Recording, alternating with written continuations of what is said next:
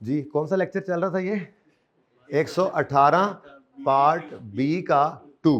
अच्छा जी, मैंने कहा 120 से नीचे नीचे रहने चाहिए मशवरा किया आपस में। अच्छा जी, बैलेंस शीट बनानी है। Count limited, a company listed on Pakistan stock exchange, has its registered office in Karachi specialising in blah blah blah blah blah blah. यहां तक नोट 1 है, ब्ला ब्ला तुम लिखा ना बेटा। ये नोट 1 बनेगा, note 1 legal status and nature बताया हुआ है कई दफ़ा, आज फिर बनवा के भी दिखाता। उसके बाद the plant has production capacity of इतने हज़ार किलो और इसमें से इतना यूटिलाइज्ड है, तो ये जनाब आपका एक और नोट बनेगा। पता नहीं अब जोन से नंबर पे भी बनेगा। नॉर्मली ना मैं तरतीब वही रखूँगा, नॉर्मली इसको हमने देखा था, हमने एंड पे बनाया था, तो नोट नंबर कोई इसका भी बन जाएगा। नंबर मुफ्त के सवाल के शुरू में आपको मिल गए, ठीक है। उसके बाद बैलेंस, ये ट्रायल बैलेंस है, एडवांसेस टू सप्लायर है, बायोलॉजिकल एसिड्स हैं, करंट एसिड्स हैं।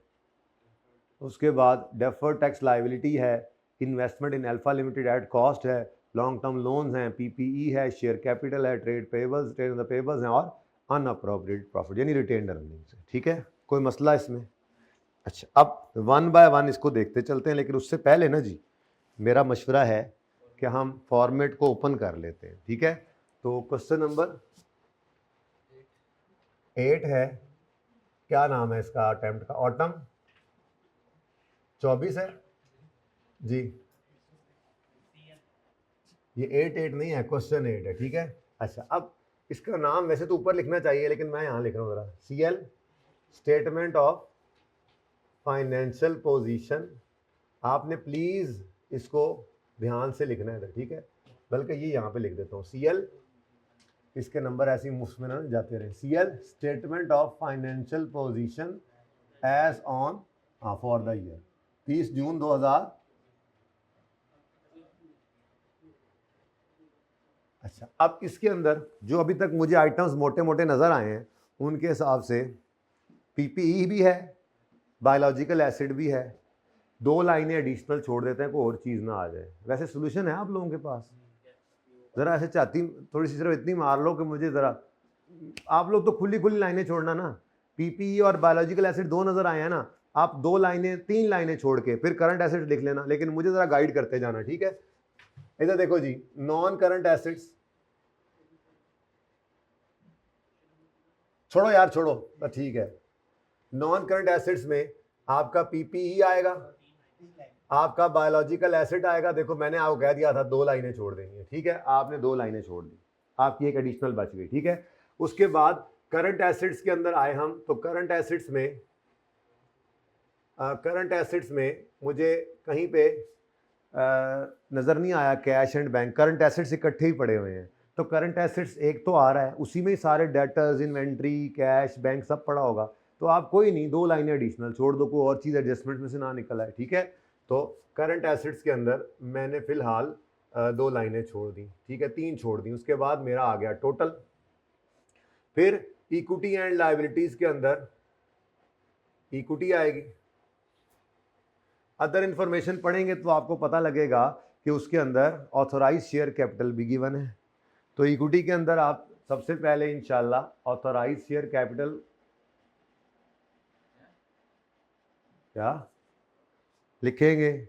उसके बाद आपको 2 ही चीज़ें नज़र आई थी, शेयर कैपिटल, रिटेन्ड अर्निंग। एहतियातन कोई छोड़ दें 1-2 लाइनें, आपके पास खुला सफ़ा है, 2 लाइनें छोड़ दें, कोई रीवैल्यू सरप्लस आ जाए, कोई फेयर वैल्यू रिजर्व आ जाए, ठीक है। वैसे कोई है ज़रा सोचना चाहती मारे कि मेरे पास ज़रा जगह कम हो गई है, आप खुला खुला चलें, ठीक है। उसके बाद नॉन करंट लायबिलिटीज़ में मुझे एक डेफर्ड टैक्स लायबिलिटी तो नज़र आ रही है, तो एक नज़र आ गई तो 2 लाइनें एडिशनल छोड़ दो, ठीक है। लॉन्ग टर्म लोन भी है तो 2 आ रही हैं, तो फिर एक लाइन फिर भी छोड़ देना, 3 काफ़ी है, ठीक है। तो उसके बाद जनाब आपका आ गया नॉन करंट लायबिलिटीज़, और नॉन करंट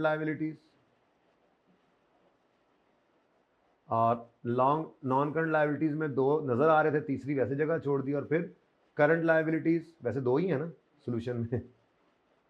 करंट लायबिलिटीज़ में एक नज़र आ रहा था, ट्रेड अदर पेबल्स, 1-2 लाइनें एहतियातन छोड़ दी, ठीक है जी। तो अब ये इस तरह से आपने चलना है। ट्रायल पढ़ा, अदर एडजस्टमेंट्स भी पढ़कर ही आप करते होते हैं, ठीक है। तो आपको जो नज़र आए अपेरेंटली वो तो आपने लिख दिए, बेशक नाम लिख दें, ठीक है। और उसके बाद बाकी एडिशनल 2-2 लाइनें आपने हर जगह छोड़ देनी, बाद में कोई एडजस्टमेंट में चीज़ ना निकल आए, ठीक है। उम्मीद है बैलेंस शीट हमारी यहाँ पूरी हो गई। रुपीज़ इन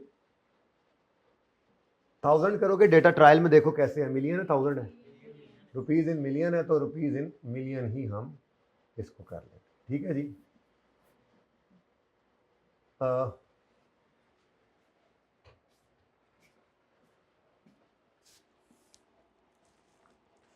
यार वैसे मिलियन में ही रखें फिर मेरे ख्याल से, क्योंकि अगर मिलियन को छेड़ा ना तो फिर बहुत ज़्यादा छिड़ जाएगा, ठीक है। फिगर ज़रा छोटी हो जाएगी। फिर अब ये है, अगर फिगर छोटी हो ना, जैसे 5, 10, 8 इस तरह के मिलियंस आ रहे हों, तो आपने मिलियन में सवाल करना है, बेशक करें, लेकिन फिर डेसिमल के बाद 2 डिजिट यूज़ करने हैं जहाँ पे करने हो।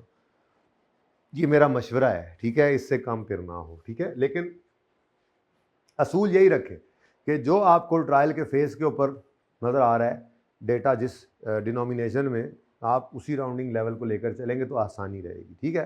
कोई एक तरतीब तो रखनी है ना। ये ना पागलों की तरह शुरू कर देना कि हम तो सारे सिफर ही लिखने हैं, वह फिर वही करोगे पर्चे में। मिलियन आपकी तो आपकी सहूलत के लिए ही होता है ये मिलियंस के अंदर। अच्छा जी, यहाँ पे आपकी बैलेंस शीट बन जाएगी जी। उसके बाद आपने CL notes to the financial statements for the year ended 30 June 2024 बनाना। मतलब आपको इंशाअल्लाह अल्लाह ने चाहा तो, मुझे बड़ी उम्मीद है, मैंने जब वो पिछले हफ्ते को जा रहा था ना सफ़र में, वो फौतगी की वजह से, तो मैंने ये सवाल फिर ओपन करके देखा था, तो इसकी जनरल एंट्रीज मैंने बस कर ली थी एक्सेल में। तो मुझे बड़ी खुशी हुई थी कि मैं अगर पर्चे में बच्चा, मैं खुद बच्चा होता और मैं बच्चा बन के सोच रहा था, मैं बैठा था तो मैं कितना खुश होता। सवाल देख के तो परेशानी हुई थी, पता नहीं क्या है, लेकिन फिर जब सवाल को मैंने पढ़ना शुरू किया तो मैंने कहा इसमें तो कुछ भी नहीं है। मैं बच्चा बन के सोच रहा था, यार मुझे कैसी खुशी होती हो। देखना अभी आप, किसी ने ऐसे ट्राई किया, इसको हो गया था। देखते हैं अभी नोट्स तो फाइनेंशियल स्टेटमेंट्स में नोट नंबर 1 क्या होगा, लीगल स्टेटस। मैं क्या मुफ्त नंबर देना ना जान, लीगल स्टेटस।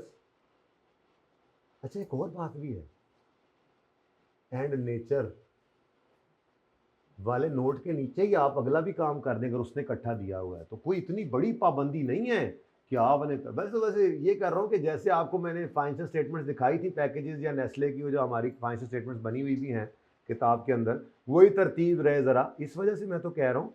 वरना पहले पैरा में आपको लीगल स्टेटस और प्रोडक्शन मिल गया तो दोनों नोट बना दो, ठीक है। तो नंबर ले लो जो नंबर मिलते हैं, नोट का कौन सा कोई तरतीब जरूरी है। डिस्क्लोजर देना है किस चीज़ का, ये तो नहीं बताया गया था, ठीक है। तो इसका मतलब मैं यूँ समझता हूँ कि ये दोनों नोट भी हम फड़का देते हैं। ये एडवांसेस टू सप्लायर्स की बात कर रहा है, IS 21 की एडजस्टमेंट है वैसे ही। उसके बाद ये जनाब आपका IS 41 आ गया, बायोलॉजिकल एसिड। ये आपका IS 28 आ गया, वो जो हमने एक दिन अलग से क्लास पढ़ी थी, आपको याद हो कि ना याद हो। उसके बाद फिर एक सवाल के अंदर हमने करेक्शन वगैरह भी की थी, जब मैंने कहा था सेपरेट फाइनेंशियल स्टेटमेंट्स में इन्वेस्टमेंट इन एसोसिएट को आप चाहें तो कॉस्ट पे रखें, चाहे तो IFRS 9 लगाएं, चाहे तो इक्विटी। ये वो वाला पॉइंट है, सेपरेट फाइनेंशियल स्टेटमेंट्स है ना, और इन्वेस्टमेंट इन एसोसिएट भी है। और वो आपको 1 मिनट ऐसे करते जाएंगे, बस जैसे किया था वैसे ही करेंगे। उसके बाद ये सिंपल IS 16 का वो जो नोट आपने पढ़ा था IS 16 के अंदर, अगर कोई डिस्पोजल है तो उसके बारे में IS कंपनीज एक्ट कहता है कि ये बताओ, क्योंकि उसने क्या कहा हुआ है कि रेलेवेंट नोट्स बताओ IFRS और कंपनीज एक्ट दोनों के। तो डिस्क्लोजर डिटेल ऑफ डिस्पोजल है, उसका नोट बनना था यहाँ से। फिर आपकी ये IS 12 की एडजस्टमेंट है डेफर्ड टैक्स की। और उसके बाद ये, और ठहर जाना देख लेते हैं आप। अब ये क्या है जी, ये आपका नोट है, ये नोट नहीं है, डिस्क्लोजर है फेस पे, SOFP फेस ऑफ SOFP आप इसका डिस्क्लोजर दे दें। वैसे तो मैंने आपको शेयर कैपिटल के डिस्क्लोजर जब बनाया था तो मैंने उसके अंदर इसको भी लिखवा दिया था, लेकिन कोई ज़रूरत नहीं है, इसका काम चल जाता है। अगर वो शेयर कैपिटल का नोट बनाना पड़े, उसका डेटा गिवन हो, तो फिर साथ में ये भी दे दिया करें, कोई मसला नहीं। उसके बाद ये देखें जी, क्या है जी, सीएल्स बोर्ड ऑफ डायरेक्टर अपनी मीटिंग के अंदर 28 अगस्त की मीटिंग के अंदर उन्होंने अप्रूव किया इशुएंस ऑफ, ये क्या है, नोट नंबर, वो एंड पे IS 10 वाला नोट था। Date of authorisation of issuance लाजमी बताओ, और डिविडेंड जो डिक्लेयर किया लाजमी बताओ, IS 10 आ गया। और ये आप नोट बना दोगे, नोट नंबर कोई ऐसे ही बना देना। मैं तो कहता हूँ ये भी स्टार्ट में ही बना लेते हैं, एक बात ही है ना, आप इकट्ठे बना दो, स्टार्ट में ही बना दो। वैसे तरतीब क्या थी, लीगल स्टेटस नेचर स्टार्ट में असूली तौर पे, फिर PPE का नोट नहीं बन रहा क्योंकि PPE की डिटेल नहीं है, हाँ, लेकिन डिस्पोजल का नोट बन रहा है। फिर इसी तरह से IS 16 का कोई नोट नहीं बन रहा और कुछ भी नहीं है, ऑथराइज शेयर कैपिटल फेस पे चला जाना है। तो फिर मेरा ख्याल है इकट्ठे ही जो मिलते जा रहे हैं 3 नोट ऐसे पहले डाल देंगे, ठीक है। और ये जो आखिरी वाला था ये भी फेस ऑफ सन्ड्री रिक्वायरमेंट्स, याद है सन्ड्री रिक्वायरमेंट्स, तो फेस ऑफ SOFP उसने कहा था कि अब ये इस तरह से है, चीज़ें आपको याद है बेटा, रिवाइज करके जाना, यही पर्चे में आती है। उसने कहा था अनक्लेम डिविडेंड को फेस पे शो करना है सन्ड्री रिक्वायरमेंट्स में, अभी गुजर के आया, मैंने पढ़ाया नहीं क्योंकि आपको वैसे ही याद। अब वो कह रहा है कि अनक्लेम डिविडेंड 5 मिलियन का ट्रेड अदर पेबल्स में पड़ा है, इंक्लूड है तो कटो बाहर, फेस पे दिखाओ, बस इतनी सी बात है। प्रेजेंटेशन शेयर कैपिटल का नोट क्यों बनाए, क्या उसमें लिखा हुआ है बोनस शेयर इतने थे और अदर देन कैश ये थे और फिर कैश वाले ये थे, ऐसी कोई डिटेल नहीं है। ऑथराइज शेयर कैपिटल तो मैंने ज़बरदस्ती घुसा दिया था उस नोट के अंदर, आप दे दें तो भी मर्जी है, ना दे तब भी मर्जी है, फेस के ऊपर आ गया ना, इतने रुपए के 10 रुपए का एक शेयर है मेरे ख्याल में ये, तो आपने बस सिर्फ ये लिखना है 800 मिलियन शेयर्स ऑफ ₹10 ईच और आगे 800 into 10, ये डिस्क्लोजर अभी दे देता हूँ, ये डिस्क्लोजर दे देते हैं, ये पॉइंट गए, जल्दी छुट्टी होने लगी है, इसका मतलब है वो 3-4 एडजस्टमेंट ही रह गई बीच में। तो इधर देखो जी, सबसे पहले तो आपने घबराना नहीं है। अब देखो ये पास कराने वाला सवाल था या नहीं था, 18 नंबर, इसमें से 12-13 तो आ ही जाएंगे ना, 18 किसने लेने हैं, आप वैसे ले लीजिएगा, हर्ज कोई नहीं है, लेकिन कम से कम 12-13 तो आ ही जाते हैं, ठीक है। तो ले जी, ये आपने कॉपी पेस्ट करवाना, जरा जल्दी से करें जी। जी बेटा, तो कोई नहीं, हम भी बना देते हैं, मसला कोई नहीं, चलने तो आगे जी, इधर कर तो दो तरह जी। जी CL is a listed company on, पूरा लिखना, पाकिस्तान स्टॉक एक्सचेंज आपने, ठीक है, Pakistan stock exchange has it's, मुफ्त के नंबर छोड़ने नहीं है, हैज इट्स रजिस्टर 2 3 4 इधर ही लिख दो, has its registered office in Karachi, कहना फैसलाबाद, ठीक है जी। आगे क्या कहता है, specialising in manufacturing and marketing of personal care products, CL operates manufacturing facility in, आगे क्या लिखो जी, स्पेशलाइजिंग फैसलाबाद, ठीक है जी। Legal status and nature. Number 2,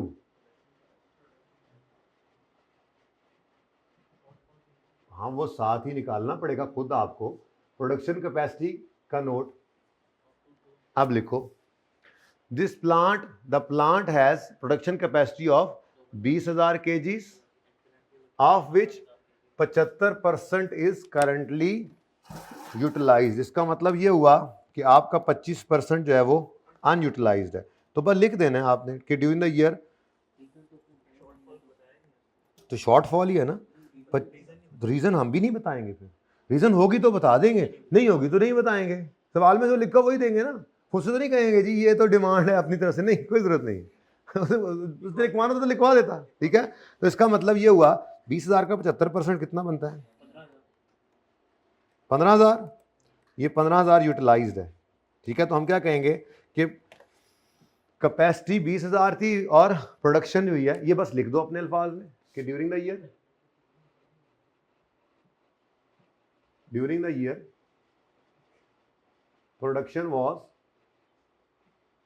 production was कितने, 15,000 kg, 15,000 kg, ये आपने यूं करके लिख दिया। 15,000 kgs against a capacity of 20,000 kg। किसी भी तरह से लिख देंगे, कैपेसिटी भी आ गई और यूटिलाइजेशन भी आ गई, तो शॉर्टफॉल खुद ही पता लग रहा है। ठीक है जी। नोट नंबर 3, क्या हुआ, मुश्किल लग रहा है सवाल? फिर जी, CL board of director in their meeting on 28 August approve the issuance of bonus shares. ठीक है, तो हम लिख देंगे कि board of directors the date of authorisation, या जो भी लिख दें, एज इट इज ही लिख दें, जान छुड़ाएं। इसको हम क्या नाम क्या दिया करते थे इसको, सब्सिक्वेंट इवेंट्स। जरा देखो जाके, जरा देखो जाके, मेरी चाहत है कि देखो आप जाके, मैं नहीं जा रहा। सब्सिक्वेंट इवेंट कहते थे हम, सब्सिक्वेंट। मैं फाइनेंशियल स्टेटमेंट दिखा सकता हूं आपको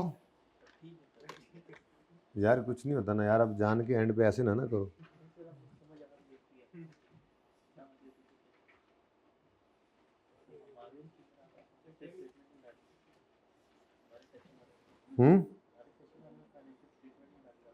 ये वही वाली नजर आ रही है ना,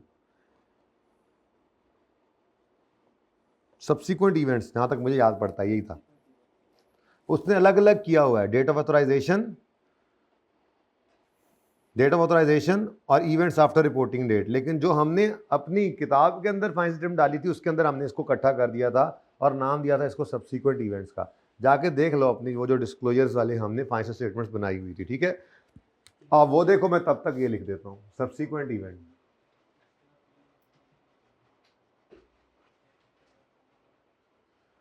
कॉपी पेस्ट जी, नहीं इधर नहीं बेटा, समझे नहीं आप, इधर देखें, ये देखें, मैं दिखाता हूँ, टेंशन ना ले, मैं दिखाता हूँ, मैं हूँ ना भाई, मैं दिखाता हूँ, खादिम मौजूद है, इधर देखो, बस रहने दो, मैं दिखा ही देना।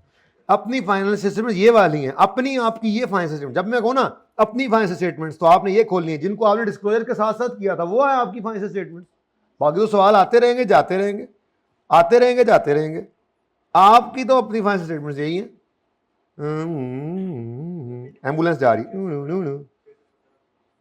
एडा दूर, इतना लंबा सफर तय कर गए हम, 600 सोतोरों, ले लो भी चेक करो, ये देखो, ये मैं कह रहा था। सब्सिक्वेंट इवेंट्स, डेट ऑफ, हाँ अलग कर दें, अलग कर दें, इकट्ठा कर दें चलेगा, अलग कर दें। Subsequent event, date of authorisation, चलें जी, डेट ऑफ ऑथराइजेशन आपको क्या, ये अलग नहीं किया, date of authorisation.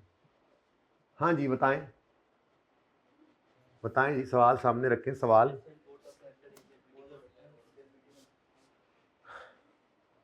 Financial statements were approved in board meeting held on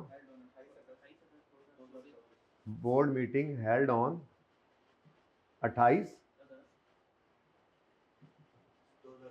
2024। Note 4 अलग कर दो, सब्सिक्वेंट इवेंट्स, इकट्ठा भी कर सकते हो, सब्सिक्वेंट इवेंट्स,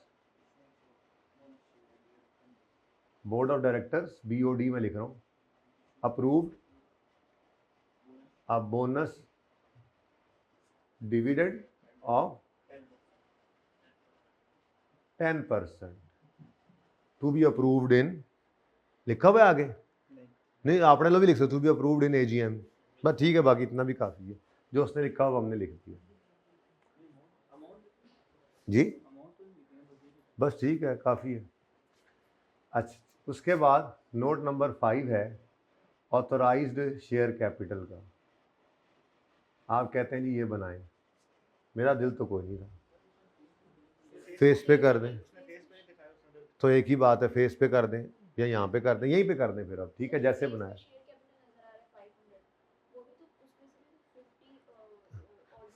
नहीं 500 नज़र आ रहा है, बिल्कुल आ रहा है, उसमें कोई डिटेल है कि कितना कैश वाला, कितने बोनस वाले शेयर से, कितने अदर देन कैश थे। अगर वो नोट बनाता तो वो डेटा देता। मैंने आपको ये समझाया था, किसी सवाल में कोई नोट बना रहे हैं, किसी में कोई बना रहे हैं। अब BSZ वाले सवाल में हमने PPE का नोट बनाया था, यहाँ क्यों नहीं बना रहे? बल्कि बनाने वाले सवाल में यहाँ वो क्यों नहीं पीपी का नोट बनाया था? अच्छा, बनाने वाले सवाल में शेयर कैपिटल का गालिब वो डेटर्स का नोट बनाया था तफसील से, वो BSZ में क्यों नहीं बनाया था?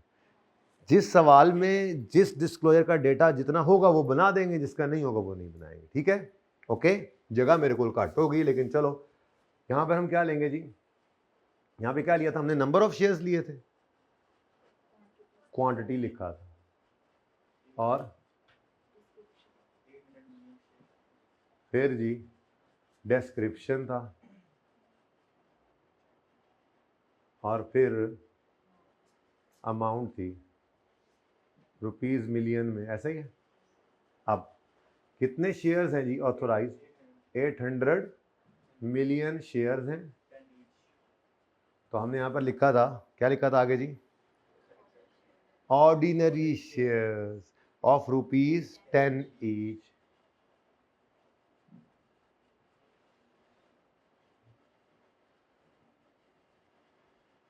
और अब मल्टीप्लाई कर दो, इतना आसान था ये तो, ऑथराइज वाला तो इतना आसान था। रुपीस इन मिलियन जी कितना बनता है? 800 इंटू 10 करो, 8000 मिलियन। नहीं नहीं नहीं, देख लेते हैं, अगर रुपीस है तो फिर डिवाइड कर लेंगे।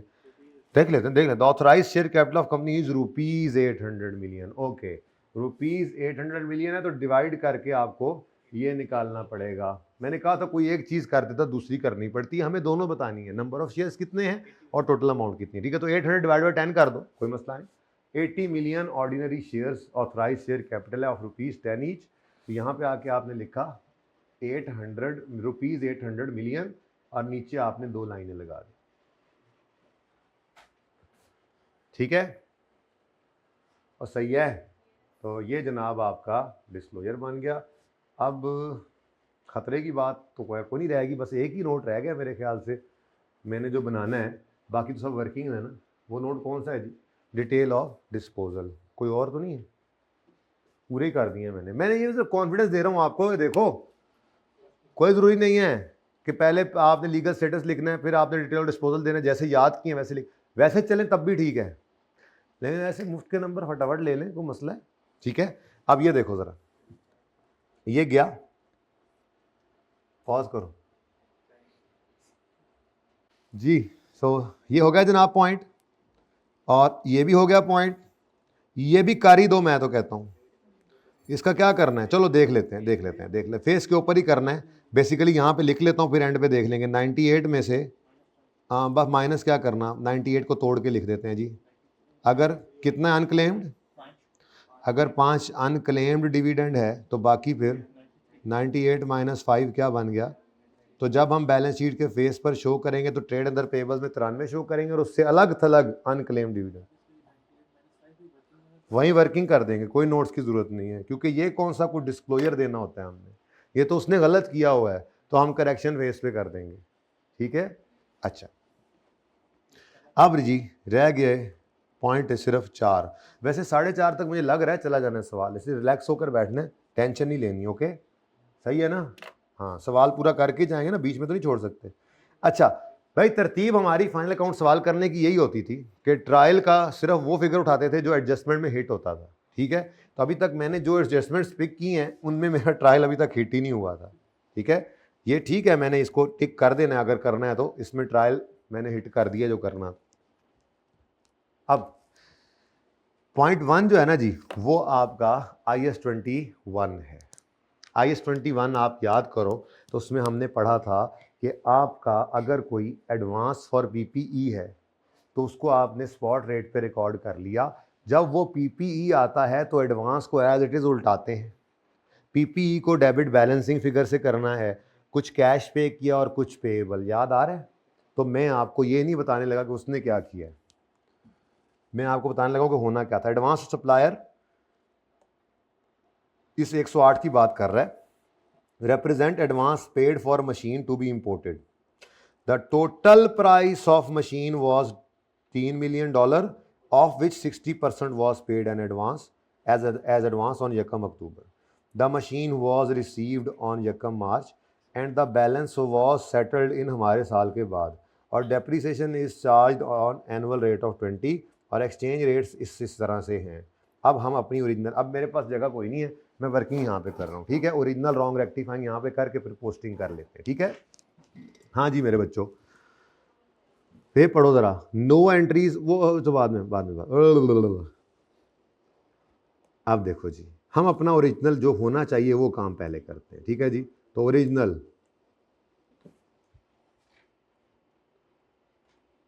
अब सवाल शुरू हुआ है, इसीलिए मैंने अब वो चाय मंगवा ली। मैंने कहा अब यहाँ से तो हिम्मत थोड़ा सा जोर लगाना है। मैं 4:15 तक कोशिश कर सकता हूँ, हो भी सकता है यार, लेकिन कि आप 4:30 का ज़हन रखें ताकि वो मौत पे तैयार करें तो बुखार पे हो ही जाते हैं ना, ठीक। अच्छा जी, 3 मिलियन की पूरी मशीन थी जिसका 60% यकम अक्टूबर को एडवांस के तौर पे पे हुआ। तो यकम अक्टूबर 2000 केड़ा है हमारा, तो 24 है ना, तो ये 23 होगा, ठीक है।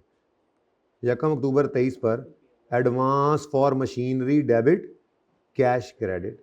अब ये एडवांस $3 का 60% हुआ और फिर उसको आपने 60 पर रिकॉर्ड कर लेना जी। आंसर बताएं आप, फटाफट करें। 108 से एडवांस डेबिट, इसको नीचे ना ले आए यार। अच्छा जी, 108 से एडवांस डेबिट और कैश क्रेडिट, ठीक है जी। अच्छा, अब गौर फरमाएं, तो यही एडवांस आपको नज़र भी आ रहा था 108, लेकिन वो बाद में देखते हैं उन्होंने क्या किया हुआ है और जो भी हुआ है। बहरहाल यही 108 है एडवांस, यानी उसने अभी तक कुछ भी नहीं किया। उसके बाद हम तो बहुत कुछ करेंगे। जैसे कि उसने कहा मशीन रिसीव हो गई थी यकम मार्च 24 पे। अब यकम मार्च 24, भाई इनको काउंट करके मेरे समेत इनकी चाय लानी है। यकम मार्च 24 पर पीपीई आ गया, लेकिन मैंने आपको सिखाया हुआ इसको हम निकाला करते हैं बैलेंसिंग। सबसे पहला स्टेप, एडवांस को एज इट इज़ क्रेडिट कर दो। उसके बाद कैश जो पे हुआ, कुछ नहीं पे हुआ कोई गल नहीं, बाकी सारे का सारा क्या है, पेएबल। अब ये पेएबल $3 का कितना, बल्कि यहीं पे कर लो ऐसे, चलो अब वर्किंग ही शो करनी भी तो है ना जी। $3 का 40% और इसका रेट यकम मार्च 24 पे कितना है, तो पेएबल को इस पे बुक कर लें स्पॉट रेट पर। फिर ज़रूरत पड़ने पर इसको रीट्रांसलेट कर लेंगे, रीट्रांसलेट, ठीक है जी। अच्छा जी, अच्छा,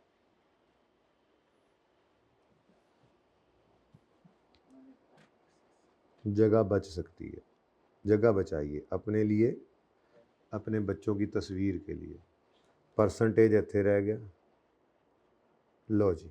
अच्छा जी, अब बताएं जी, पेएबल का क्या आ गया अमाउंट, 81.6, तो बैलेंसिंग 189.6, ठीक है जी। ये हमने पीपीई रिकॉर्ड कर लिया।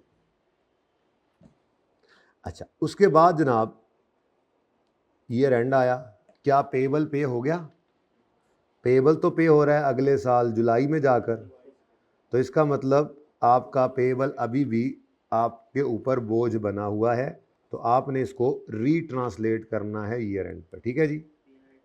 तो देखते हैं 30 जून 2000, एडी जगह कोई नहीं यार, माफ़ी दे दो यार।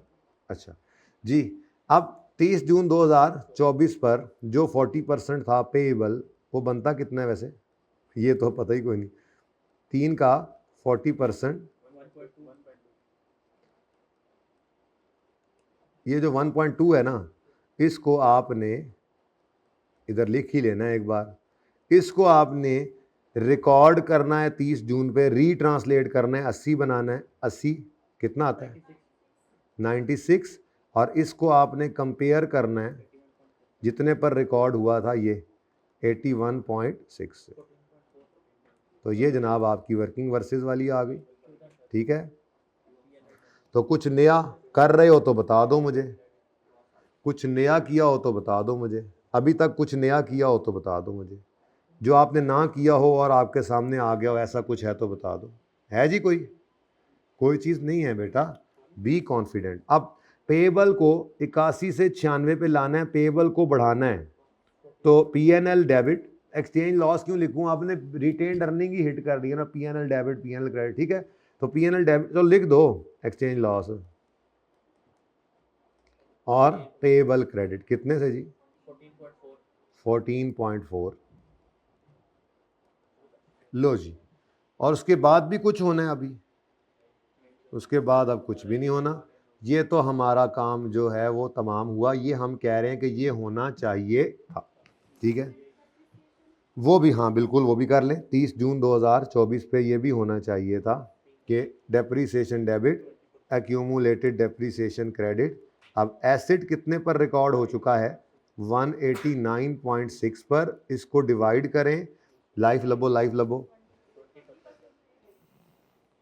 रेट गिवन है, अच्छी बात है 20%। और किस दिन आ गई थी ये मशीन, यकम मार्च को, बस। तो इसका मतलब इंटू 20% इंटू 4 बाय मार्च अप्रैल मई जून, 4 by 12, 12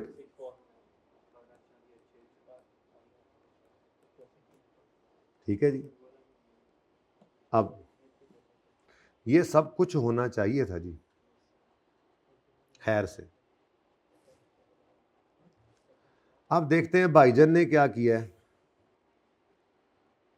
done by accountant, nothing done, क्योंकि मुझे लग रहा है ट्रायल का फेस देखकर मुझे लग रहा है कि सिर्फ जी, तो वो तो करनी थी ना, उसने कैश नहीं पे हुआ था। वही तो कह रहा हूँ कि ट्रायल का फेस देखकर मुझे, तो मेरी गल पूरी नहीं होती कि ट्रायल का फेस देखकर मुझे तो यही लग रहा है कि उसने सिर्फ एडवांस ही रिकॉर्ड किया होगा।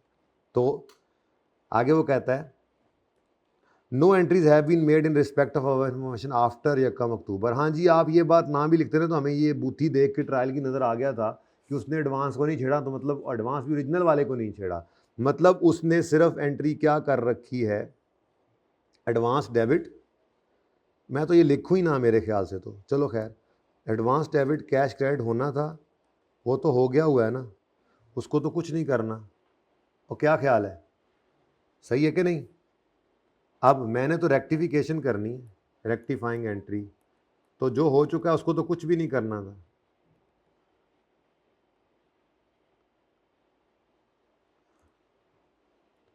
चलो जी, अब फटाफट ये लिखवा दो मुझे, पीपीई डेबिट एडवांस क्रेडिट कर दे 1.1, अच्छा पेबल भी कर लें 189.6 से, ये सब पोस्टिंग करनी है अभी हम 108, और पेबल कितने से जी 81.6। उसके बाद अगली एंट्री है पीएनएल डेबिट पेबल क्रेडिट 14.4 से, और उसके बाद डेप्रीसिएशन डेबिट, ये भी पीएनएल डेबिट डेप्रीसिएशन, मैं यूँ लिख देता हूँ, और ये एक्सचेंज लॉस, ताकि आप पीएनएल सामने हो, पीएनएल डेबिट डेप्शन डेबिट और एक्यूमुलेटेड डेप्रीसिएशन। अब मैं कहता हूँ ब्रैकेट में ये सब कर दें, ठीक है, क्योंकि ये तो एडजस्टमेंट है ना, एडजस्टमेंट, इसमें कौन सा डिस्क्लोजर रिक्वायरमेंट है जो पूरी नहीं हो रही। ओके, और ठीक है, ये समझ आया। ये सबसे टफ एडजस्टमेंट यही थी वैसे बाय द वे। हाँ सबसे एडजस्टमेंट आपने बाकी की हैं, आपने बाकी की हैं, आप फिर ये कैसे कह सकते हैं। चलो अब पीपीई को उठा लें, एक पीपीई को उठा लें, एक एडवांस को ना ही उठाएं, मैं तो कहता हूँ एडवांस को यहीं फड़का देते हैं, एडवांस का यहीं खला कमा कर देते हैं, ठीक है। पीपीई को पकड़ें 740, उसके अलावा ट्रेड अंडर पेबल्स को भी ले लें, इनको एडजस्ट भी कर देते हैं और फिर वहीं पे सही भी कर देंगे, क्या ख्याल है, ठीक है। तो पहले ज़रा इन फिगर्स को ले आओ, पीपीई का कोई नोट नहीं बनाना। कितना है जी फेस ट्रायल पे गिवन, ट्रायल 7, उसके बाद इधर देखो please, trade and other pebbles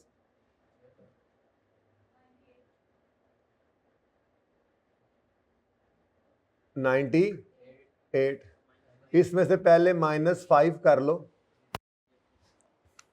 लाल, गलती है ना भाई। तो यहां से 5 निकाल लो और ये 5 ले आओ इधर फेस पर। ये क्या है? ये मैंने पहले बता दिया था आपको, अनक्लेम्ड। अब ये बताना है एग्जामिनर को ना आपने कैसे बनाया, ऐसे। ठीक हो गया? अब ये बाकी कितना बच गया, ये मैं कह रहा था। तो यहां 93 करने की जरूरत नहीं थी, लेकिन आपके लिए कर दिया। ठीक है, अब ये 93 आ गया ट्रेड पेएबल में और ये 5 आ गया अनक्लेम्ड डिविडेंड। कोई मसला? अब अपना सवाल मैं शुरू करता हूं। गलती हो गई, सही करो। क्या हुआ? पीपीई डेबिट 189.6 से। आसान थी ना, जो होना था हुआ ही नहीं, सुकून से वही कर रहे हैं। ठीक है, तो PPE debit, advance credit, payable credit. तो पीपीई को डेबिट करो 189.6, 189.6। मैं लाल से गलतियां सही कर रहा हूं। एडवांस क्रेडिट, मैं पागल हूं पहले एडवांस को लेके आऊं और फिर उसको खत्म करके जीरो करूं? यहीं पे फड़का दो इसको। एडवांस क्रेडिट 108 से, तो ये कितना बच गया? 0। खत्म कहानी। ठीक है, और पेएबल 81.6 से क्रेडिट। क्रेडिट मतलब बढ़ा दो, प्लस 81.6। ठीक है जी, और जी कुछ? अब बोलो, आगे बढ़े। अच्छा, उसके बाद पीएनएल। ओ, अब पीएनएल का असर कहां पे डालें? पीएनएल तो है ही नहीं। हाँ, अनअप्रोप्रिएट प्रॉफिट, जिसको हम रिटेन्ड अर्निंग्स प्यार से कहते हैं। ब्रैकेट में ही ना कर दूं, रिटेन्ड अर्निंग्स। ये लो, रिटेन्ड अर्निंग्स जी, बताइएगा। 417। कोई मसला? डिस्क्लोजर ने गलतियां सही करनी है। ठीक है, अब पीएनएल, सॉरी, रिटेन्ड अर्निंग भी आ गया, ये रह गया था। हाँ जी, पीएनएल डेबिट, एक्सपेंस बढ़ा है ना, एक्सपेंस के बढ़ने से प्रॉफिट कम हो रहा है, प्रॉफिट कम हुआ तो माइनस रिटेन्ड अर्निंग में से, और पेएबल क्रेडिट, लायबिलिटी बढ़ गई। ठीक है, तो पीएनएल डेबिट कितने से? 14.4 से, और पेएबल क्रेडिट कितने से? 14.4 से।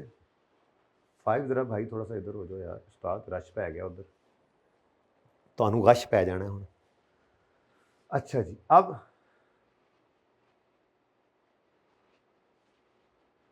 ये तो हो गया, आगे क्या रह गया? पीएनएल डेबिट, एक्सपेंस बढ़ा, डेबिट एक्सपेंस, एक्सपेंस के बढ़ने से तो ये माइनस हो गया रिटेन अर्निंग में, और पीपीई को डायरेक्ट ही कर दो क्रेडिट, तो 12 पॉइंट, ये पीएनएल डेबिट। अल्लाह करे उन्हें पूरी आ जान चीज़ा, वैसे मैं शुरू से कर बैठना। चलो अगली लाइन में शुरू कर दूंगा मैंने अलग वर्किंग नहीं मिलाई, मैंने कहा जरा सा। तो पीएनएल डेबिट और पीपीई,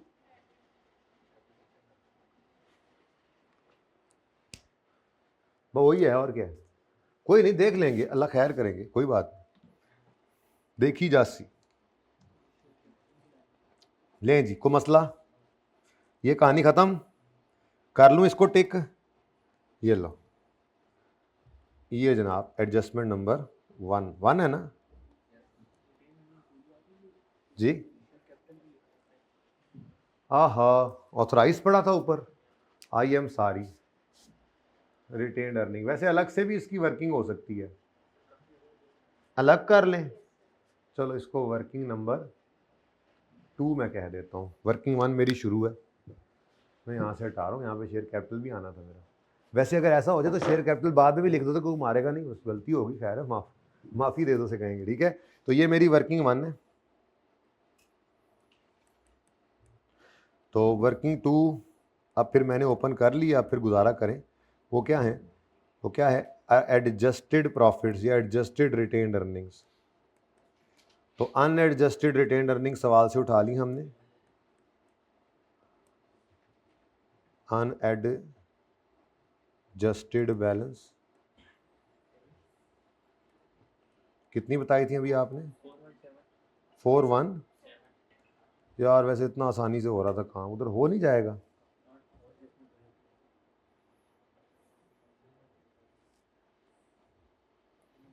ये 2 हिटें लगी थी ना इसको, पीएनएल को, अभी तक और तो कोई नहीं लगी।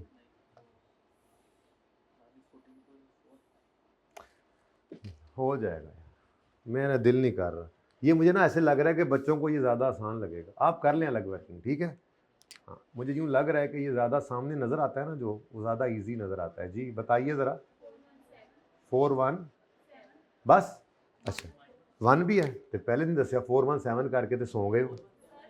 अच्छा सॉरी, मुझे लगा शायद है। हाँ चलो दोबारा देख लें। अब 2 PNL को हिटें लगी थी, 14.4 से कम हुआ था और 12.64 से, तो छोटा छोटा करके लिख लेना, प्लस नहीं माइनस 14 पॉइंट माइनस, इंशाल्लाह पूरा कर ही लूँगा मैं, ऑक्स कर लूँगा।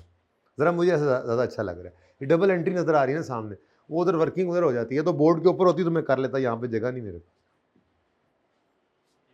वैसे ये बन सकती थी, चले खैर आप छोड़ें। अच्छा आगे बढ़े जी। Adjustment number 1 is over. Adjustment 2 उससे भी आसान, पढ़ो।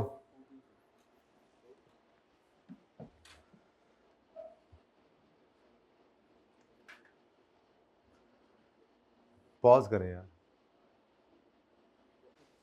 जी। ऑन यकम नवंबर, इन नवंबर 23 CL initiated a pilot project. इसको पढ़ के लगा I-38 की एडजस्टमेंट आ गई, लेकिन आगे देखा नहीं, गाँव आई हैं। Involving purchase of several गाउज,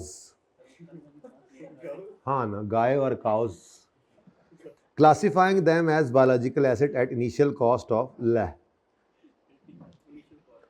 initial cost पर उसने कैपिटलाइज कर लिया, वो तो fair value less cost to sell पे आता था। चलो, फीडिंग कॉस्ट ऑफ 13 मिलियन और other farm related expense of 12 million were also capitalise in the cost of cow. सुभान अल्लाह, ये सब तो गलतियां हैं। On 30 June fair value of cow was estimated 120, the associated cost to sell is 5%। अब ज़रा गौर फरमाएं, 106 क्या कुछ हो सकता है इसमें। पहला क्या था, इनिशियल कॉस्ट कितनी थी 81, फिर फीडिंग कॉस्ट, फिर अदर खर्चे 12, टोटल कितना बना, सुभान अल्लाह ये भी गलत है। चलो हमें जो करना आता है हम वो करेंगे, ओरिजिनल एंट्रीज पास करें, जल्दी करें। देखा ना अब ये जगह बच गई, कितना अच्छा हो गया। यहाँ पे मैं कंटिन्यू करूँगा, नहीं तुम ज़बानी ना करो, ज़बानी। हाँ जी, ये अब आपका ना वो पहला लेक्चर है IS 41 का, जिस दिन मेहनती ने भेड़ें ली थी, याद है, ये वो लेक्चर है। अब खुद देखो क्या पेपर का लेवल आता है और क्या आपका लेवल है माशाल्लाह। लेकिन आजिज़ी के साथ चलना, अपनी करेंगे जमात। हाँ इतने ही हूँ, सवाल मुका के जाने, यहीं पे पढ़ लेंगे, ठीक है। आप आज जमात कराना तो कुछ तमाशा है, रोज़ ही मैंने अगे लाया जी। अच्छा जी, नवंबर के अंदर बायोलॉजिकल एसिड आया, पता नहीं किस दिन आया, छोड़ो बस। बायोलॉजिकल एसिड डेबिट होता है fair value less cost to sell पे। और बोलो अब उसकी फेयर वैल्यू इनिशियल कॉस्ट का 95% कर दें तो ये फेयर वैल्यू इनिशियल कॉस्ट ही होती है ना नॉर्मली, तो लेस कॉस्ट टू सेल हो गई। ये नहीं समझ आई फिर बेटा, वो तो ईयर एंड की है ना बेटा जी, फिर ईयर एंड की नहीं, इस वक्त खरीदने की, नवंबर की जी। तो भाई जिस दिन खरीदने जाओ चीज़, उसकी कॉस्ट ही उसकी वो फेयर वैल्यू ही होती है ना उस दिन जितने की वो पड़ी। ठहर जाना, ये क्या है, ये फेयर वैल्यू है, और ये क्या है, ये कॉस्ट टू सेल माइनस करके, यानी कि मैंने 81 में से 5% ऑफ 81 माइनस करना, तो मैंने 95% कर दिया। को मसला, चलो बोलो 76.95 ये होना था। एक लाइन छोड़कर हम कहते थे कैश में तो आउटफ्लो आना है, तो 81 भी आउटफ्लो था, 13 भी आउटफ्लो था, 12 भी आउटफ्लो था, यानी 106 सारे का सारा आउटफ्लो था। बाकी तो PNL के अंदर चला जाया करता था पहले दिन ही। नहीं याद आया, ये तो सबसे अच्छा था जी बेटा। पहले ईयर एंड नहीं है ना, ये नवंबर है, ये नवंबर है, अभी नवंबर 23 में खड़ा हूं मैं। मैनू खरीदते लैन दो पहले, गावां ही बन गई हूं।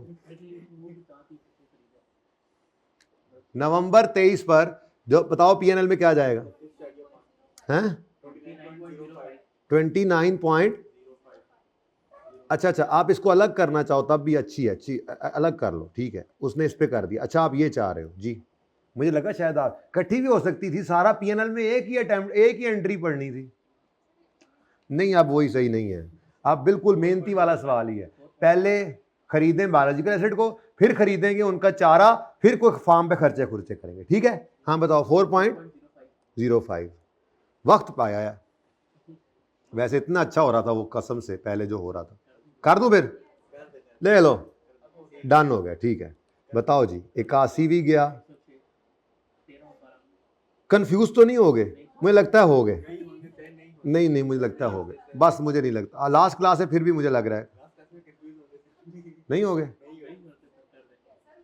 ऐसे ठीक है, वैसे ठीक। एक्सपेंस अलग देखिए जी। अच्छा, अब एक्सपेंस बनाओ 13 जमा 12 यानी 15 को, 15 तो है ना बाद में, टोटल 25 हो गया, और कैश क्रेडिट 25 जी। अच्छा, अब इन दोनों का टोटल कितना बनता है? 106। यही तो उसने डेबिट कर दिया बायोलॉजिकल एसिड में। खैर हमें क्या। अच्छा, अब ये तो हो गया ना, इनिशियल आपको रिकॉर्ड करना था गाँव को 81 पे -5% करके, और पीएनएल को रिकॉर्ड करना था इनिशियल उसी दिन, जिस दिन खरीदते थे उस दिन लॉस आता था, और फिर खर्चे रिकॉर्ड करते थे। ये आपने काशिफ लिमिटेड का सवाल किया था, जिसके अंदर फिर हमने चारा चूरा भी खरीदा था, फिर पता नहीं उनके बहुत सारी एंट्रीज की थी एक बार में जाके, वहाँ पे हमने ये एक्सपेंस चारे की एंट्री देखी थी। अनयूज होता तो हम स्टॉक बनाते थे, लेकिन अनयूज कोई नहीं है यहाँ पर बताया हुआ। ठीक है, हाँ मिक्स भी हुआ था, पता नहीं यील्ड भी हुआ था, ओह सॉरी।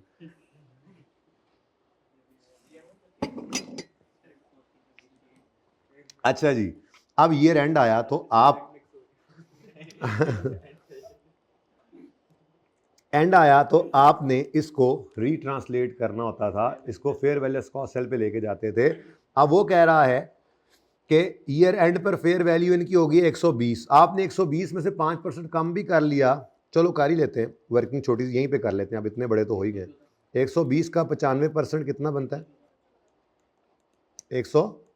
और आपका इस वक्त ये एसिड जो है वो 76.95 पे पड़ा है, तो ये इन दोनों को कंपेयर कर लो यार, यहाँ से इधर ले जाना है। बायोलॉजिकल एसिड डेबिट और PNL credit fair value gain. मैं पीएनएल ही लिख रहा था, इधर मैंने क्यों एक्सपेंस लिख दिया, वो ज़रा ईजी होता है बाद में हिट करना, ठीक है ना। तो पीएनएल में एक्सपेंस जा रहा है, वो 12 भी था और 13 भी था, ऐसा ही था। चलो अच्छा जी, अब बताओ जी कितना। लो जी, ये तो सब कुछ हम कह रहे हैं कि होना था। अब कितनी आसान एडजस्टमेंट है ना, है कि नहीं। अब उसने क्या किया, कुछ नहीं बेटा, उसने माशाल्लाह बायोलॉजिकल एसिड डेबिट करके कैश क्रेडिट किया हुआ है 106 रुपये से उसने किया हुआ है, जो उसने करना था वो किया हुआ है। लगता है आखिरी क्लास में ही आया पहली बार वो। हाँ, अब देखो जी, बायोलॉजिकल एसिड को आपने, अच्छा आप ज़रा पकड़ लो इसको, वो जो हमें ज़रा टोटल करना पड़ेगा, ठीक है। मैं यूँ लिख लेता हूँ, बायोलॉजिकल एसिड जी,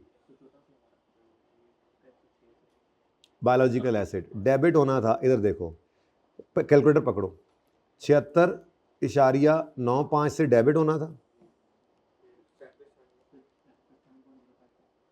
फिर 37.05 से डेबिट होना चाहिए था, मतलब डेबिट होना चाहिए था, और तो कोई नहीं, और तो बालो का हिट कोई नहीं जी, 114.00। ओके गुड, यानी कि 114 से डेबिट होना था, लेकिन डेबिट हुआ पड़ा है 106 से। ऐसे ज़बानी कलामी वर्किंग कर ली, हमारी अपनी वर्किंग है। तो इसका मतलब जहाँ डेबिट होना था 114 से, हुआ है अभी 106 पे, तो मज़ीद डेबिट, तो बायोलॉजिकल एसिड हम यूँ कर लेंगे जी। अब यही शो कर दूँ मैं, ये वाली वर्किंग यही शो कर दें, कर दिया। चलो कितना आता है, 8 से आगे बढ़ो। पीएनएल डेबिट होना था, अब पीएनएल को पकड़ लो।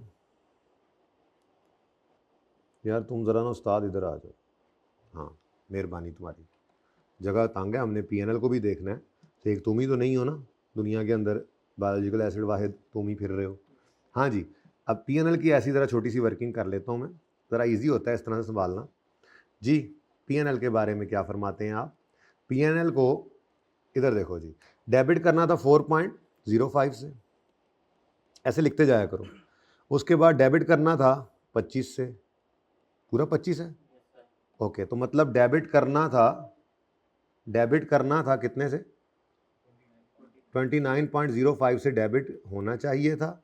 ओहो क्रेडिट भी हो रहा है, ओके ओके ओके, एक मिनट, और साथ ही इसको माइनस कर देते हैं, यूं कर देते हैं, और इसको क्रेडिट होना चाहिए था 37.05 से। तो नेट में क्या क्रेडिट होना चाहिए था, बोलो कितने से, पूरा 8 से क्या होना चाहिए था, क्रेडिट, 8 से क्रेडिट होना चाहिए था। कुछ भी क्रेडिट नहीं हुआ तो क्रेडिट कर ले, सुभान अल्लाह, ये ज़बानी कलामी करना था आपको, ये तो करने की ज़रूरत ही नहीं थी, तो मैंने आपके लिए किया। अब लें जी, आपकी रेक्टिफाइंग एंट्री आ गई, बायोलॉजिकल एसिड को डेबिट कर लो और पीएनएल को क्या कर लो, क्रेडिट। बस इस पूरे इतने लंबे चौड़े खाते में से इतनी सी एंट्री सिर्फ निकली है आपकी। बायोलॉजिकल एसिड गलत है, इनको सही करना है, तो बायोलॉजिकल एसिड को पकड़ के ले आओ कान से, गायों को कान से पकड़ो और ले आओ अपनी बैलेंस शीट के अंदर, उनकी करेक्शन करते हैं, ठीक है। क्या हुआ है, टेंशन है कोई, काम भूल गए हो, कोई नहीं, ये भी काम ही। हाँ जी, 100 कितने पे पड़ा हुआ है बैलेंस शीट, ट्रायल में देखो 106, ये तो है उसने जो बताया। अब हमने सारा कुछ करने के बाद क्या देखा, ओह ये गलती सही कर लो, सब कुछ कर लिया, नेट नोट, बैलेंस शीट बनानी है ना, ठीक है। तो बायोलॉजिकल एसिड डेबिट 8 से और पीएनएल 8 से बायोलॉजिकल एसिड डेबिट और पीएनएल क्रेडिट, मतलब पीएनएल भी बढ़ा लो +8।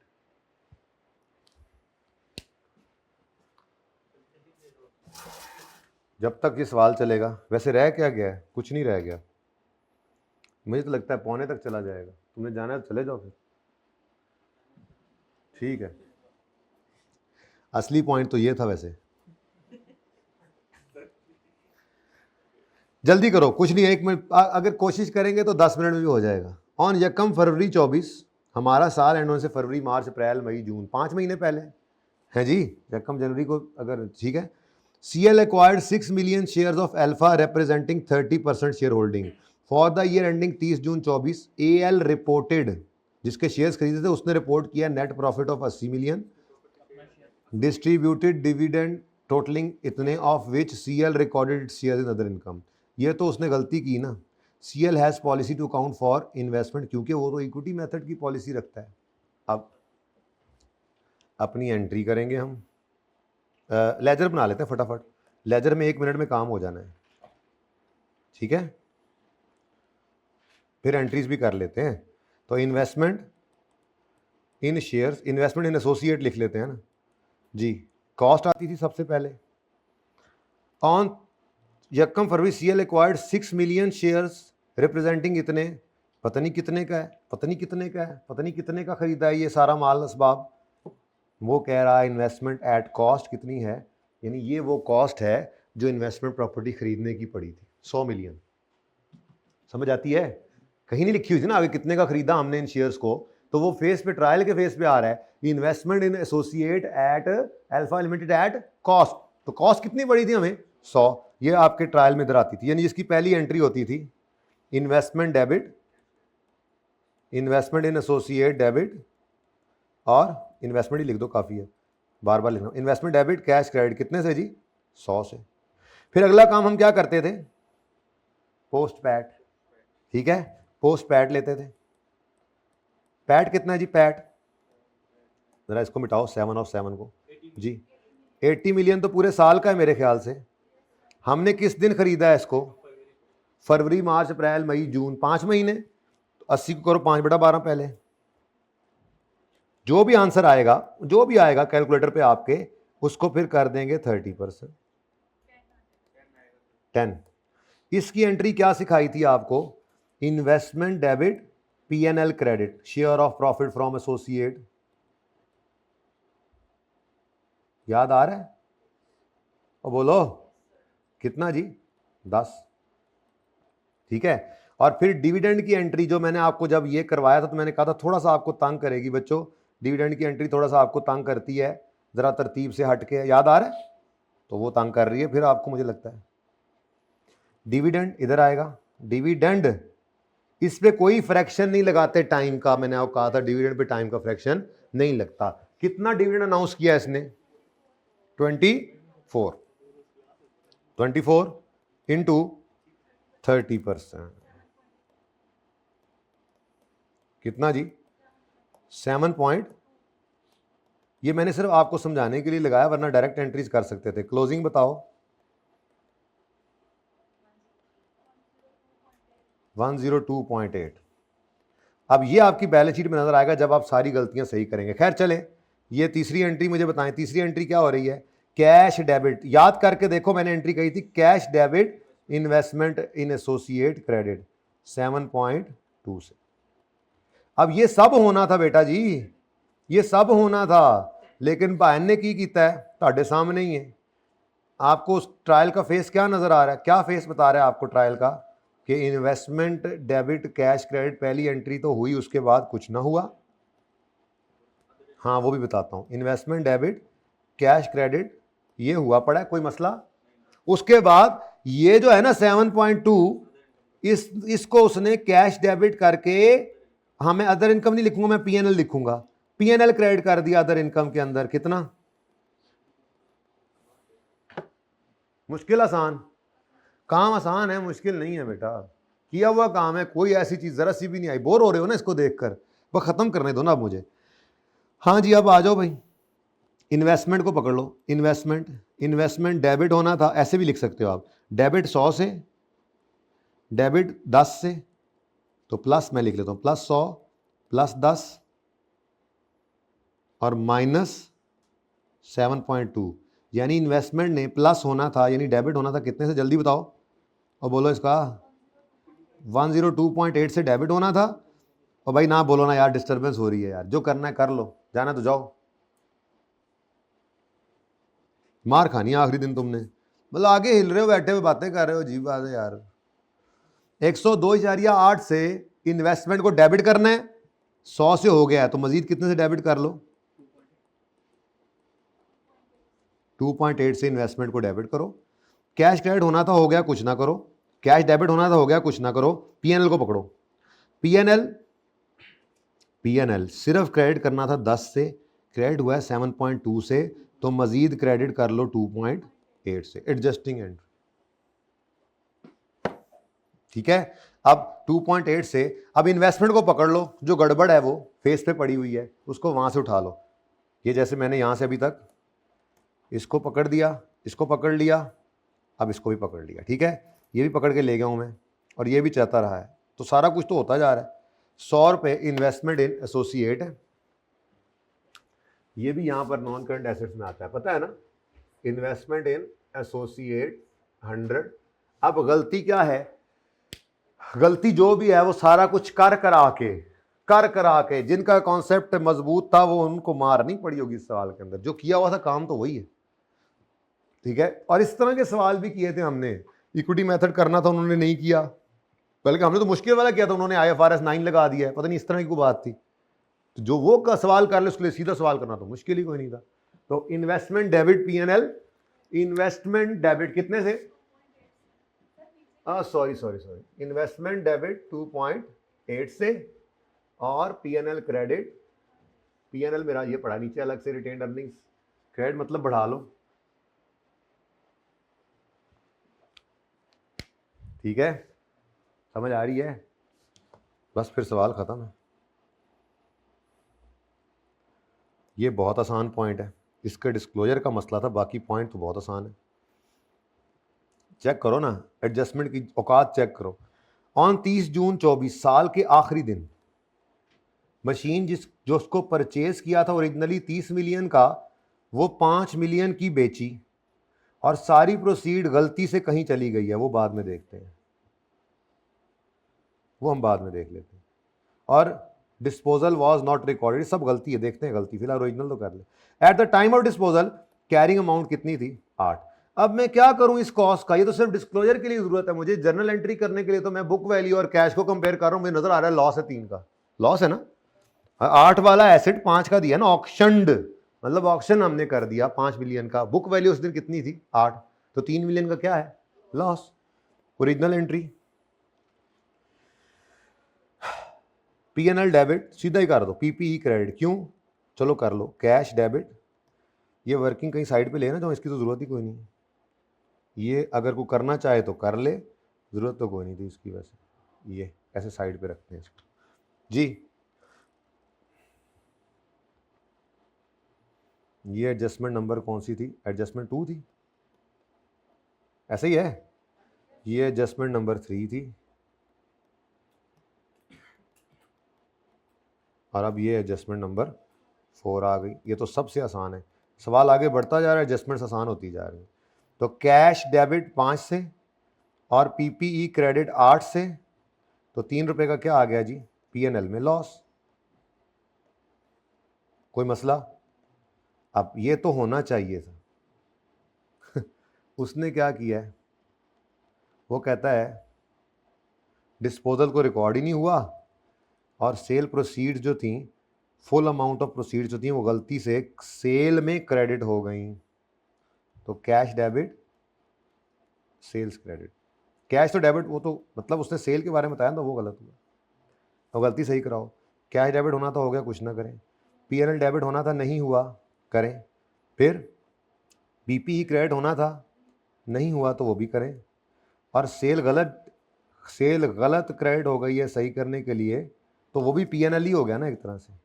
पीएनएल ये सेल्स है, तो ये इकट्ठा भी कर सकते हैं 8 पीएनएल में डेबिट करके, क्योंकि हमें कौन सा कोई पीएनएल का फेस बनाना है कि हम सही करें उस फेस को, ये तो काम चल जाएगा। लेकिन इस सवाल, इस एडजस्टमेंट में से डिटेल ऑफ डिस्पोजल वाला नोट भी बनेगा, ठीक है।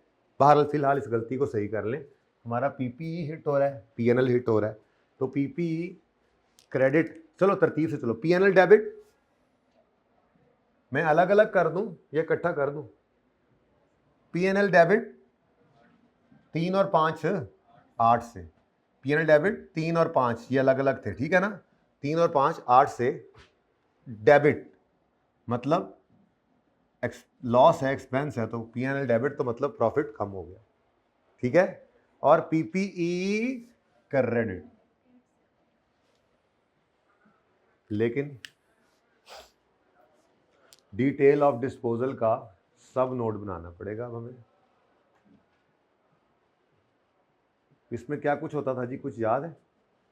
पर्टिकुलर्स के है, मतलब कुछ भी लिख दें, नेम ऑफ एसेट, ठीक है, एसिड कौन सा है, बट नेम ऑफ एसिड जो भी लिख दें। आगे क्या होता था? Cost, book value, cell proceed, gain या लॉस, पर्टिकुलर ऑफ बायर, और मोड और रिलेशनशिप। अब जो गिवन है वो बता देंगे। याद आया कुछ?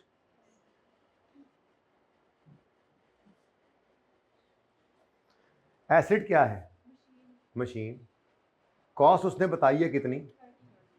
बुक वैल्यू 5, लॉस, या यूं पे सिर्फ यूं भी लिख सकते हैं आप, ये एक ही है ना, जान छुड़ाएं, लॉस लिखे ऊपर, जान छुड़ाएं, लॉस, ठीक है जी। पर्टिकुलर्स, कोई बंदे को बेचा नहीं बताया, टेंडर था, क्या था, ऑक्शन, ये दिया हुआ ऑक्शन। रिलेशनशिप कोई नहीं, छोड़ दें बस। डिटेल ऑफ डिस्पोजल,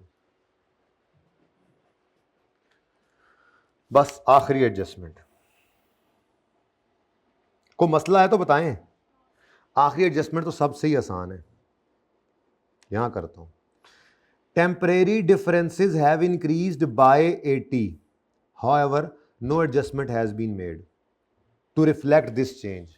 तो टेम्परेरी डिफरेंसेस से ना डेफर टैक्स क्रिएट होता है, मतलब करंट टैक्स का वाला काम हो गया होगा, वो रिटेन्ड अर्निंग्स आई पड़ी हैं, उसमें उसका मामला हुआ पड़ा, सिर्फ डेफर टैक्स की एडजस्टमेंट नहीं हुई। अब इसका क्या करें?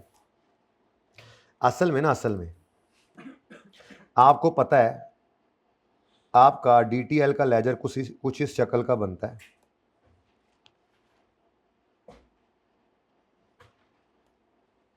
जिसमें ओपनिंग बैलेंस होता है बीडी, सवाल में गिवन है,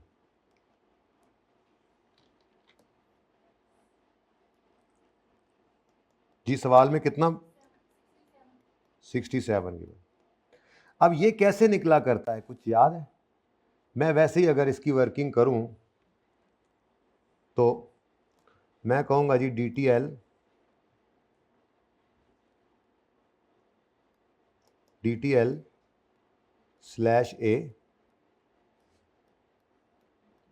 एज ऑन पिछला साल 30 जून 2023 था। तो इस पर ये कैसे निकला होगा, ये वैसे क्या चीज़ है, पहली बात तो ये डिसाइड कर लें ये है क्या चीज़। DTL/A जो एज ऑन निकला हुआ है, ये आखिरी वाला कॉलम है, पहले वाला है, क्या भला है, इधर ही लिख लो यार जी। मेरे पास कैरिंग अमाउंट कोई नहीं है, टैक्स बेस कोई नहीं है, डिफरेंस भी कोई नहीं है, टैक्स रेट का पता है मुझे, ठीक है जी, और वो कितना है, वो 35% है। अब मुझे ये बताओ, ये जो 67 आपको नजर पड़ रहा है, ये 67 कौन सी वाली फिगर है, डिफरेंस है या टैक्स है, टैक्स है, डेफर टैक्स लायबिलिटी या एसेट। ये बड़ी अहम बात थी, तुम मोबाइल से ना निकलना, तुम मारे गए हो। अब वैसे ये काम हमने किया हुआ है असल में, बस मसला सिर्फ ये है कि अब तुम इससे बच गए हो, पहले किया हुआ था।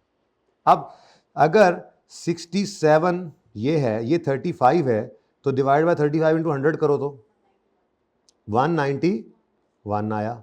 अच्छा ये DTL है या A है, DTL किससे निकलता था, अब वो कह रहा है जो ये टेम्परेरी डिफरेंस है ना, जोन से वाले भी थे, जाहिर है वही डिक्रीज हुए बाय 80 का मतलब कि DTL ये एग्जैक्ट 191 आया है। अब ये वही लिखो ना फिर आगे भी, ताकि 191.43 कर लूं, ये जनाब आ गया TTD। तो TTD के बच्चे का नाम होता था DTL। एक मिनट देख ले यार, बस अब 1 मिनट देख ले, बस कहानी खत्म हो गई, अब तो 1 मिनट देख ले यार, बस कर दे यार, पता नहीं कितने गया, ओह पूरा ही उन्हें कॉपी कर मारे, इससे बेहतर है दोबारा लिख लेते हैं ना। चलो जी अब तो मैं नहीं लिखूंगा। अच्छा जी अब बताएं वो एडजस्टमेंट में क्या कह रहा है कि जो डिफरेंसेस थे वो इंक्रीज हो गए, जो डिफरेंसेस थे डिक्रीज हुए, डिक्रीज कर लो। ये 30 जून 2024 के लिए कह रहा है कि जो डिफरेंसेस थे वो डिक्रीज हो गए बाय कितना, तो बताओ 80 कम करके क्या आता है जी,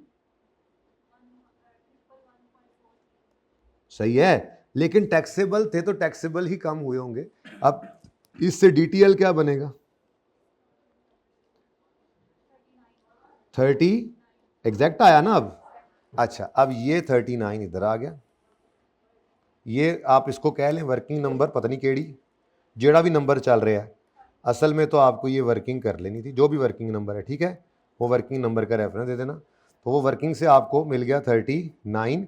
अब ब्लू इधर आ रहा है DTE, बताओ बैलेंसिंग, हाँ 28 की एंट्री बोलो, DTL/A डेबिट, DTE क्रेडिट। तो DTL/A डेबिट हो गया, ये वाला उठा के ले जाऊंगा मैं अपनी बैलेंस शीट के फेस पर, ये वर्किंग मेरी बन गई ना, जो फाइनल वर्किंग जो भी होगी, नंबर आपने दिए होने हैं ठीक है ना। तो DTL फेस पे 39 जाएगा, लेकिन डबल एंट्री कराओ, DTL/A debit, DTE credit, TE expense credit, expense कम तो प्रॉफिट बढ़, तो ये प्लस 28 ठीक है। और क्लोजिंग वो भूल ना जाए, यहां पे मैंने डेफर टैक्स लाया एबिलिटी, कौन सी वर्किंग नंबर बन रहा है वैसे, 5 है जी, ठीक है, कितना आ गया जी 39, लो कहानी खत्म, सवाल खत्म हो गया, सवाल में जान कोई नहीं थी खास। अच्छा अब ये वर्किंग 5 थी तो फिर ये वर्किंग 6 होगी, तरतीब में अगर देखें तो ये आपका वर्किंग 6 से आया था। तो कोई मसला है तो पूछ लें भाई, नहीं समझ आया तो बताएं, समझ आया, बस थके हुए हैं हम थोड़ा सा, ठीक है। अच्छा अब सारा सवाल हो गया, अब फेस को सीधा कर लें, कुछ रह गया है तो हाँ वही बात उठाते हैं हम चीज़ें। ये गया 0 हो गया, ये उठ के चला गया था फेस पे, करंट एसेट्स 278, ये भी चला गया, तो करंट एसेट उठा लो 278, करंट एसेट्स में आकर लिखो, उसने करंट एसेट्स में करंट एसेट्स ही दिए हुए हैं 278, ठीक है, मौजा लग गई है, खुला खुला सवाल खत्म भी हो गया यार। आसान सवाल था, मुश्किल नहीं था। आप देख लो 18 नंबर का पर्चे का सवाल है, कोई मजाक है। लो जी, उसके बाद क्या रह गया, ये भी चला गया। लॉन्ग टर्म लोन रहता है, कोई करंट मेच्योरिटी नहीं है तो बस इकट्ठा ही लॉन्ग टर्म लोन यहां शो कर दो। लॉन्ग टर्म लोन कितना है जी, हाँ 250। इधर देखने तो मुझे भी। शेयर कैपिटल 500 है, तो शेयर कैपिटल यहां पे लिख दो 500 है। जबरदस्ती करनी है तो इस पे भी आप लिख सकते हो, यहीं पर ही बल्कि लिख सकते थे नीचे। इशूड कैपिटल लिख सकते थे, लिखने को लिख लें, कोई मसला नहीं, लिख लीजिएगा, बल्कि बेहतर है लिख लीजिएगा। सिर्फ क्या लिख देंगे नहीं पता तो, लेकिन अब असल में ना इन्फॉर्मेशन नहीं है, तो आप सिर्फ ये लिख सकते हैं यहाँ पर ब्रैकेट में कि ऑर्डिनरी शेयर्स ऑफ ₹10 ईच, ये तो लिख सकते हैं। लेकिन अब अगली वो बोनस शेयर्स वो इशू भी कर रहे हैं, आगे अनाउंस भी कर रहे हैं, उससे पहले भी किए हों, तो इसलिए डिटेल वाला नोट तो नहीं बन। फेस पे लिखना चाहें तो कम से कम इतने दर्जे में तो लिख लें जी। बहरहाल फिलहाल मैं तो नहीं लिख रहा, बोलो 500 यहाँ बस जी लिख दो, मेरी तसल्ली हो जाएगी कि ऑर्डिनरी शेयर्स ऑफ ₹10 ईच। चलो तसल्ली हो गई, बस इतना को लिख लो, तसल्ली हो जाएगी, ठीक है। नेक्स्ट, इधर से ट्रेड अदर पेबल्स ये चले गए 93 और 5, कहानी खत्म है। और अन ये भी चला गया यहां से उठकर, ठीक है। अब अल्लाह के ग्राउंड बैलेंस हो जाए जी।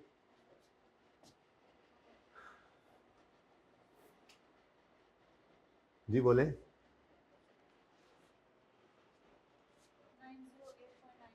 908.96, ये 114 ठीक है। ये जनाब 102.8 आ गया। एसिड साइड का टोटल बन गया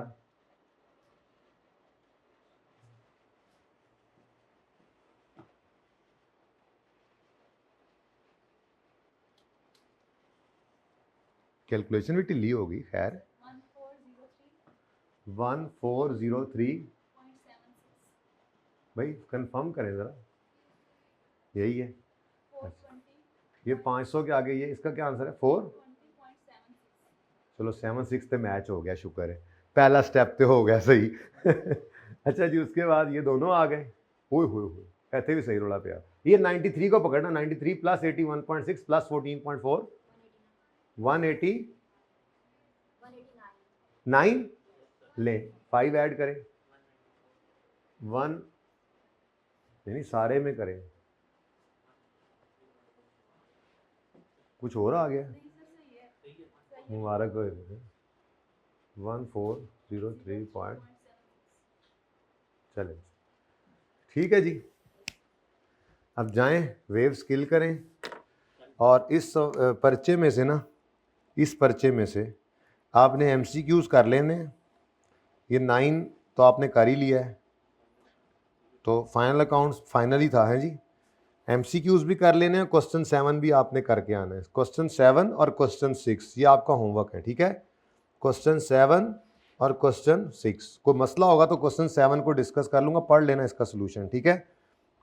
क्वेश्चन 5 मैंने करा दिया है, पीछे कोई नहीं रहेगा, कल इंशाल्लाह हो जाएगा, अल्लाह ने चाहा तो। अल्लाह हाफिज़।